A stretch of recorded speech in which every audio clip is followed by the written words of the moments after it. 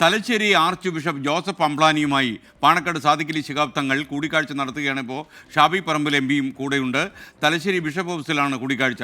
വിവരങ്ങളുമായി മിഥില ബാലൻ ചേരുന്നു. Mithila, good morning. പറയൂ മിഥില, എന്താണ് സാദിഖലി ശിഹാബ് തങ്ങളുടെ സന്ദർശന ഉദ്ദേശം?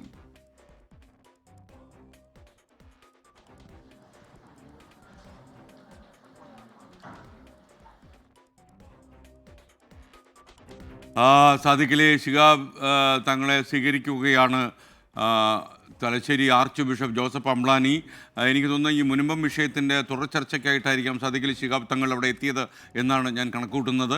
എന്തായാലും ഈ വ്യത്യസ്ത സാമുദായിക താല്പര്യമുള്ള ആളുകളിൽ ഈ മുനമ്പം വിഷയം ചൂഷണം ചെയ്യാതിരിക്കാൻ മുൻകരുതൽ പാണക്കാട് കുടുംബവും അതുപോലെ ബിഷപ്പ് അംബ്ലാനിയും എടുക്കുന്നു എന്നുള്ളത് സന്തോഷകരമായ കാര്യമാണ്. അല്പനിമിഷങ്ങൾക്കകം മിഥില ബാലൻ ചേരുകയാണ്. മിഥില ബാലൻ, ഈ സന്ദർശന ഉദ്ദേശം എന്താണെന്ന് മാധ്യമപ്രവർത്തകരോട് സാദിഖലി ശിഹാബ് തങ്ങളോ അതല്ലെങ്കിൽ ബിഷപ്പ് ജോസഫ് അംബ്ലാനിയോ പറഞ്ഞിട്ടുണ്ടോ?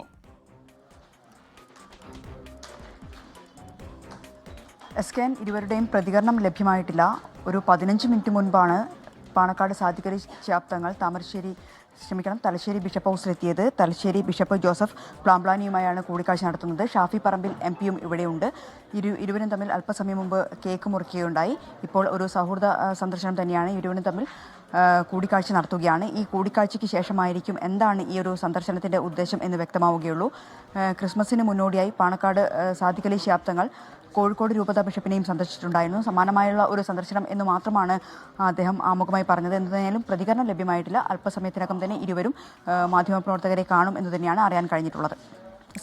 ഓക്കെ, എന്തായാലും ഈ മുൻപം വിഷയം സമാധാനപരമായി പരിഹരിക്കുകയും അവിടെ താമസിക്കുന്ന ഒരാളിനും അവരുടെ കിടപ്പാടമോ വീടോ നഷ്ടപ്പെടാതെ ഇരിക്കട്ടെ, ഭൂമി നഷ്ടപ്പെടാതെ ഇരിക്കട്ടെ എന്നാണ് നമ്മുടെ ആഗ്രഹം.